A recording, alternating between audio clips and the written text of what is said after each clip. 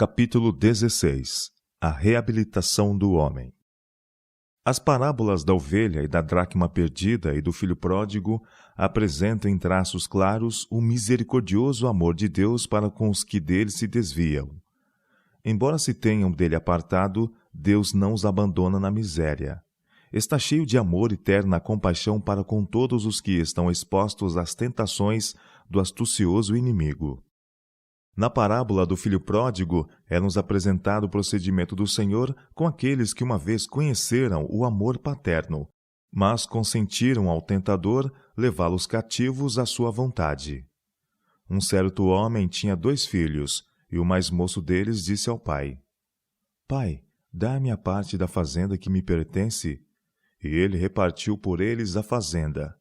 E poucos dias depois, o filho mais novo, ajuntando tudo, partiu para uma terra longínqua. O filho mais moço cansara-se das restrições da casa paterna. Pensou que sua liberdade era reprimida. O amor e cuidado do pai foram mal interpretados e determinou seguir os ditames de sua própria inclinação. O jovem não reconhece nenhuma obrigação para com o pai e não exprime gratidão. Contudo, reclama o privilégio de filho para participar dos bens de seu pai. Deseja receber logo a herança que lhe caberia por morte do progenitor. Pensa só no gozo presente e não se preocupa com o futuro. Depois de receber seu patrimônio, sai da casa paterna para uma terra longínqua. Com dinheiro em profusão e podendo fazer o que bem entende, lisonjeia-se de ter alcançado o desejo de seu coração. Ninguém há agora que lhe diga: não faça isto porque há de prejudicá-lo, ou faça aquilo porque é bom. Vis companheiros ajudam-no a abismar-se mais e mais no pecado, e desperdiçou a sua fazenda, vivendo dissolutamente. A Bíblia fala de homens que, dizendo-se sábios, tornaram-se loucos. Romanos capítulo 1, verso 22. E esta é a história do jovem da parábola. A fazenda que egoisticamente reclama de seu pai dissipou com meretrizes. Os tesouros de sua varonilidade foram esbanjados. Os preciosos anos de vida, a força do intelecto, as brilhantes visões da juventude, as aspirações espirituais, tudo foi consumido no fogo do prazer. Houve uma grande fome na terra.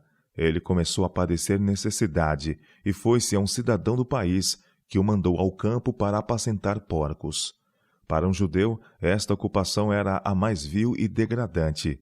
O jovem que se gloriava de sua liberdade vê-se agora escravo. Está na pior das escravaturas.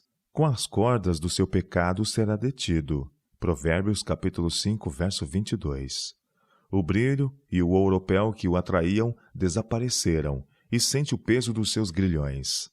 Naquela terra desolada e atingida pela fome, sentado no chão, sem outros companheiros, senão os porcos, é constrangido a encher o estômago com as bolotas com que eram alimentados os animais. De todos os alegres companheiros que o rodeavam nos seus dias prósperos e que comiam e bebiam à sua custa, nenhum único ficou para animá-lo. Aqui se reduziu a sua orgíaca alegria? Sufocando a consciência e artudindo os sentimentos, achava-se feliz. Porém agora, sem dinheiro, com fome não saciada, com orgulho humilhado, a natureza moral atrofiada, a vontade enfraquecida e indigna de confiança, seus sentimentos mais nobres aparentemente mortos, é o mais miserável dos mortais. Que quadro nos é apresentado da condição do pecador?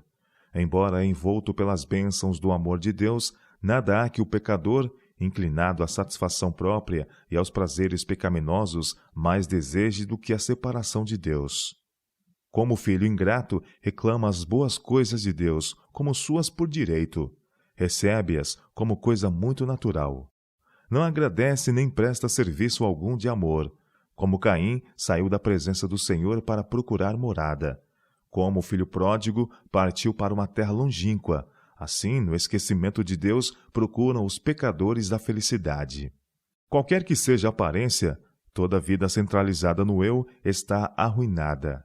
Todo aquele que procura viver separado de Deus dissipa seus bens, desperdiça os preciosos anos, esbanja as forças do intelecto, do coração e da alma, e trabalha para a sua eterna perdição.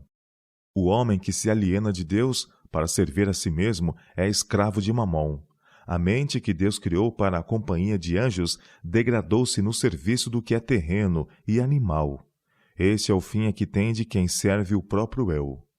Se você escolheu uma tal vida, saiba então que gasta dinheiro com o que não é pão e trabalho com o que não satisfaz. Virão dias em que reconhecerá sua degradação. Só, na longínqua terra, você sente a miséria e brada em desespero. Miserável homem que eu sou, quem me livrará do corpo desta morte? Romanos capítulo 7, verso 24. As palavras do profeta contêm a afirmação de uma verdade universal.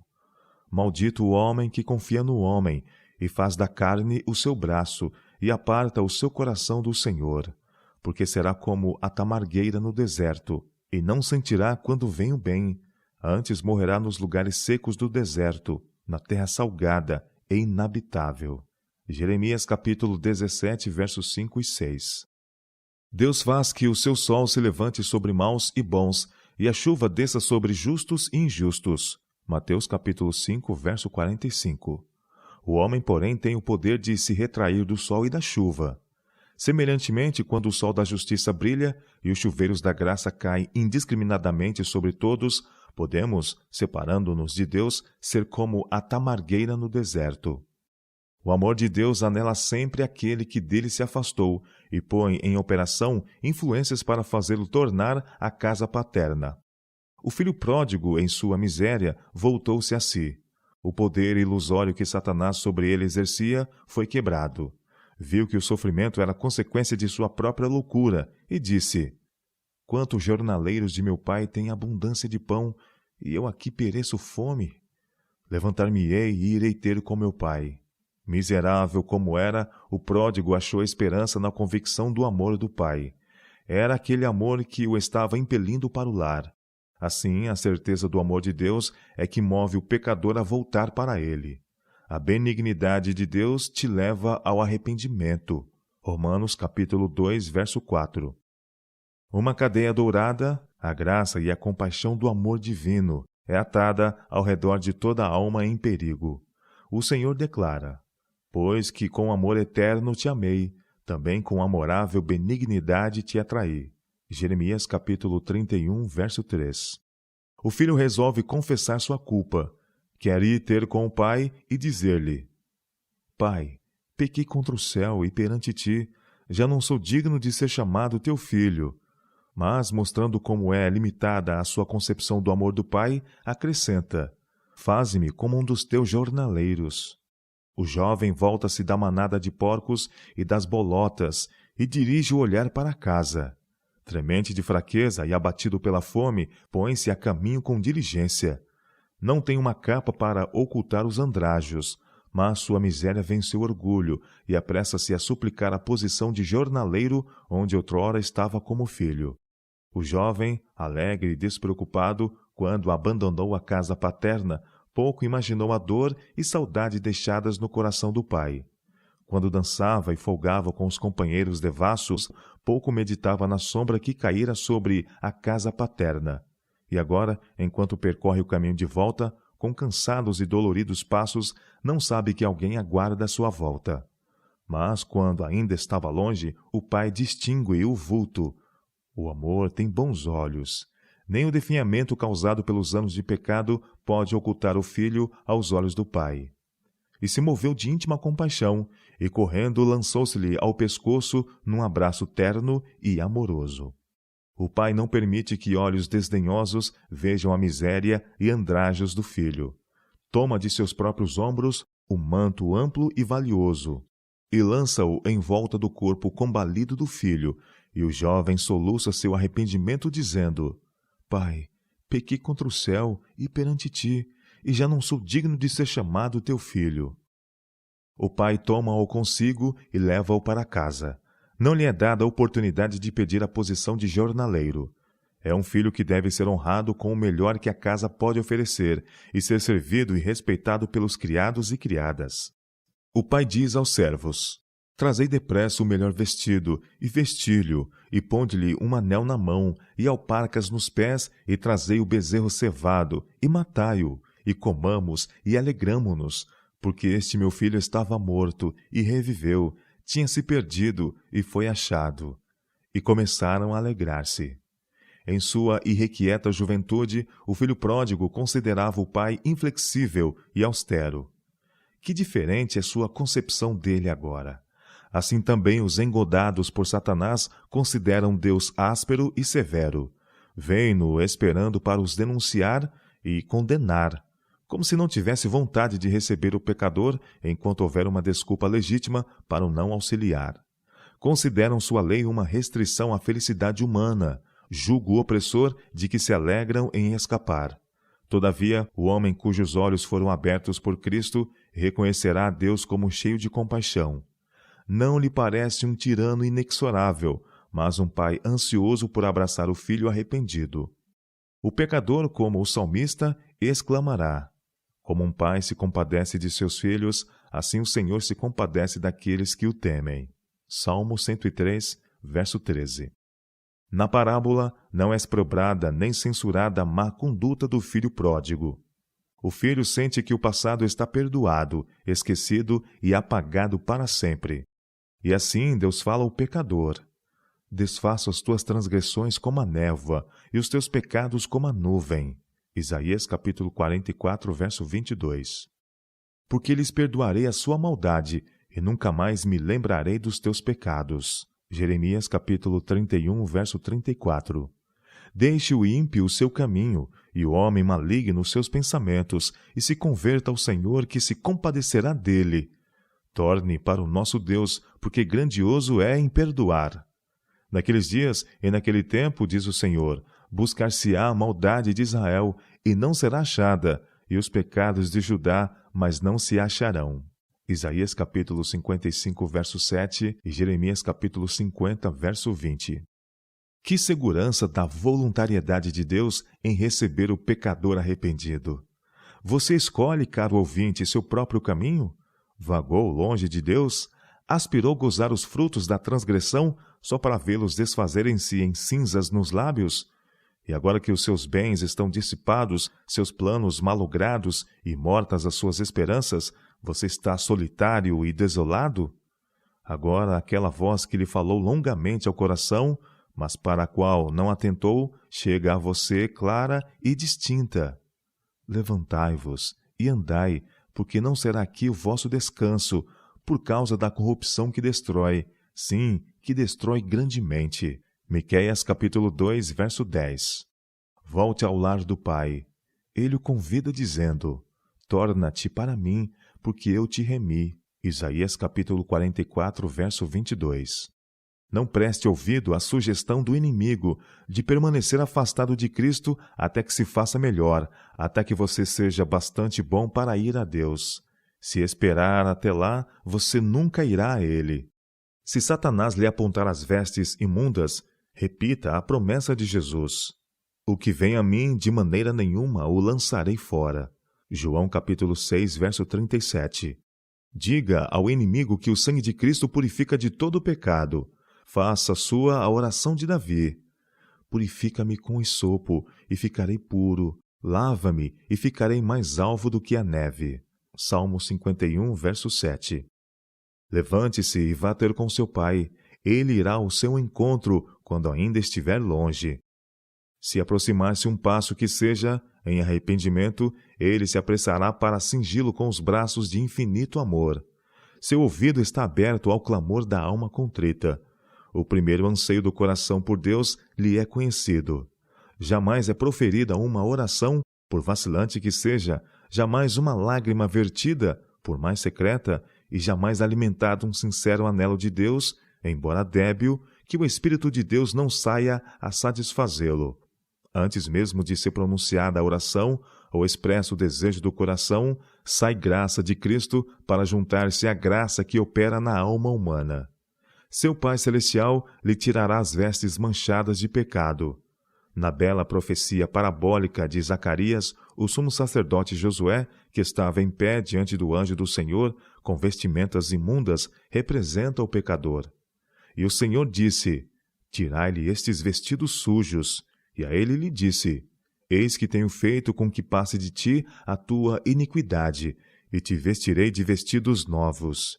E puseram uma mitra limpa sobre a sua cabeça, e o vestiram de vestidos. Zacarias capítulo 3, versos 4 e 5.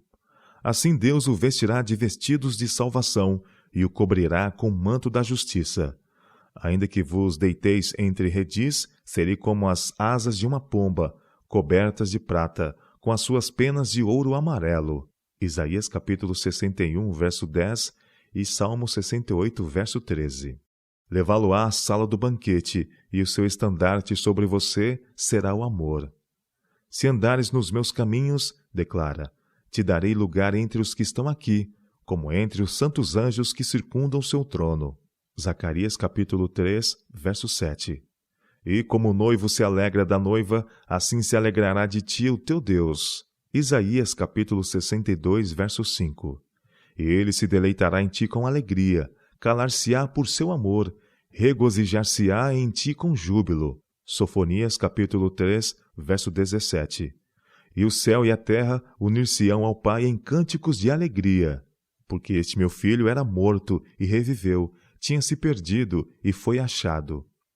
Até aqui na parábola do Salvador não há nota discordante para destoar a harmonia da cena de júbilo. Agora, porém, Cristo introduz novo elemento. Ao voltar o filho pródigo, o primogênito estava no campo, e chegando-se à casa, ouviu a música e a dança. Chamou um dos criados e perguntou-lhe que significavam essas coisas. Retrucou-lhe este: Veio teu irmão, e teu pai matou o bezerro cevado, porque o recebeu são e salvo. Mas ele se indignou e não queria entrar. Este irmão mais velho não participara da ansiedade e expectativa do pai por aquele que se perdera. Não partilha por isto da alegria paterna pela volta do transviado. Os cânticos de alegria não lhe inflamam contentamento ao coração. Pergunta a um servo pelo motivo da festa, e a resposta excita-lhe o ciúme. Não quer entrar para dar as boas-vindas ao irmão perdido. O favor mostrado ao pródigo considera-o um insulto a si próprio. Quando o pai sai para argumentar com ele, o orgulho e maldade de sua natureza são revelados. Expõe sua vida na casa paterna como um ciclo de serviço não reconhecido, e então contrasta de modo ingrato o favor mostrado ao filho que acabava de voltar. Demonstra que seu serviço era antes o de servo, e não de filho. Ao passo que devia ter constante alegria na presença do pai, seus pensamentos estavam dirigidos aos lucros a serem acumulados por sua vida circunspecta. Suas palavras mostram que por esta razão se privou dos prazeres do pecado. Agora esse irmão deve partilhar das dádivas do pai. O filho mais velho julga que lhe fazem injustiça. Inveja a boa acolhida proporcionada ao irmão. Mostra claramente que se estivesse na posição do pai, não receberia o pródigo. Nem mesmo o reconhece como irmão, porém dele fala friamente como teu filho. Contudo, o pai tratou-o com brandura. Filho, diz ele, tu sempre estás comigo e todas as minhas coisas são tuas. Durante todos esses anos da vida dissoluta de teu irmão, não tiveste o privilégio de minha companhia? Tudo que podia favorecer a felicidade de seus filhos estava-lhes à disposição. O filho não precisa esperar uma recompensa ou dádiva. Todas as minhas coisas são tuas. Só deves confiar em meu amor e tomar o dom que é oferecido gratuitamente. Um filho rompera algum tempo com a família, por não discernir o amor do pai. Mas agora voltara, e a onda de alegria varre todo o pensamento perturbante. Este teu irmão estava morto e reviveu, tinha se perdido e achou-se. Foi levado o irmão mais velho a ver seu espírito mesquinho e ingrato? Chegou a reconhecer que, embora o irmão tivesse agido impiamente, era ainda e sempre seu irmão? Arrependeu-se o irmão mais velho de seu amor próprio e dureza de coração? Com referência a isto, Jesus guardou silêncio. A parábola ainda não terminara, e restava que os ouvintes determinassem qual seria o epílogo. Pelo irmão mais velho foram representados os impenitentes judeus contemporâneos de Cristo, como também os fariseus de todas as épocas, que olhavam com desprezo aqueles que consideravam publicanos e pecadores. Porque eles mesmos não caíram no mais degradante vício, enchiam-se de justiça própria. Jesus enfrentou essa gente ardilosa em seu próprio terreno. Como o filho mais velho da parábola, gozaram de especiais privilégios de Deus. Diziam-se filhos na casa de Deus, mas tinham o espírito de mercenários. Não trabalhavam movidos por amor, mas pela esperança de recompensa. A seus olhos, Deus era um feitor severo. Viam como Cristo convidava os publicanos e pecadores para receber livremente as dádivas de sua graça. Dádivas que os rabinos pensavam assegurar-se somente por trabalho e penitência, e ofenderam-se.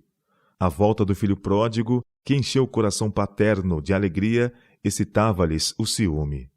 Na parábola, a intercessão do pai junto ao primogênito era o terno apelo do céu aos fariseus.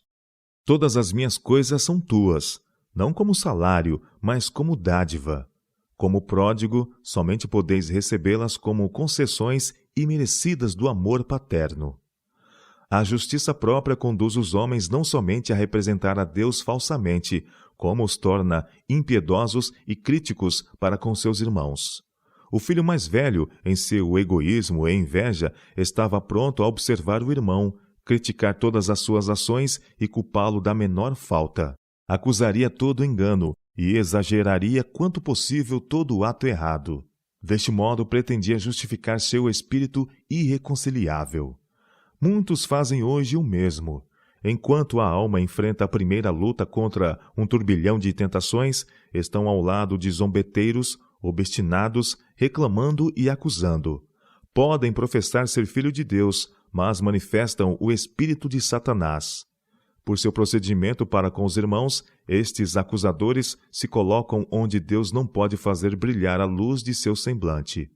Quantos não perguntam constantemente: com que me apresentarei ao Senhor e me inclinarei ante o Deus Altíssimo? Virei perante ele com holocaustos, com bezerros de 1 ano. Agradar-se-á o Senhor de milhares de carneiros, de 10.000 ribeiros de azeite? Mas ele te declarou, ó homem, o que é bom e que é o que o Senhor pede de ti, senão que pratiques a justiça e ames a beneficência e andes humildemente com o teu Deus? Miqueias capítulo 6, versos 6 a 8. Este é o culto que o Senhor escolheu, que soltes as ligaduras da impiedade, que desfaças as ataduras do jugo e que deixes livres os quebrantados e despedaces todo o jugo e não te escondas da tua carne. Isaías capítulo 58, versos 6 e 7. Quando você se considerar pecador, salvo unicamente pelo amor do Pai, então terá amor e compaixão por outros que sofrem no pecado. Então não mais defrontará a miséria e o arrependimento com ciúme e censura. Quando o gelo do amor próprio se derreter de seu coração, você estará em simpatia com Deus e partilhará de sua alegria na salvação do perdido.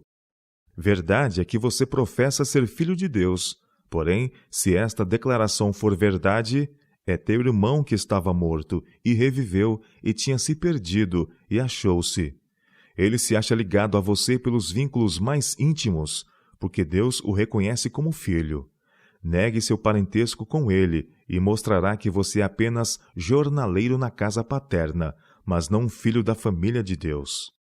Embora não se associe à recepção ao pródigo, a alegria prosseguirá. O restaurado tomará seu lugar ao lado do Pai e em sua obra. Aquele a quem muito se perdoou, ama também muito. Você, porém, estará fora, nas trevas, pois aquele que não ama não conhece a Deus, porque Deus é caridade. 1 João capítulo 4, verso 8.